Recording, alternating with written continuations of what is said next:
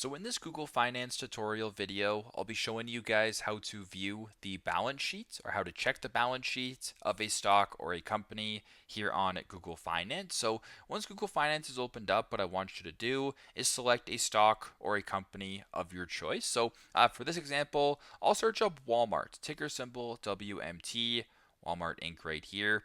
Once Walmart's selected or your stock is selected, just scroll down to the bottom to where it says financials and where it says income statement, just shrink that. You want to see balance sheet. So once you see the balance sheet right here, you can go ahead and press the drop down. You can check this from a quarterly or an annual basis. And once you're here, you can go ahead and check the cash, the assets, the liabilities, the equity, the outstanding shares, the price to book, the return on assets, the return on capital. And as I mentioned before, you can see this from a quarterly or an annually basis. So very simple, very straightforward.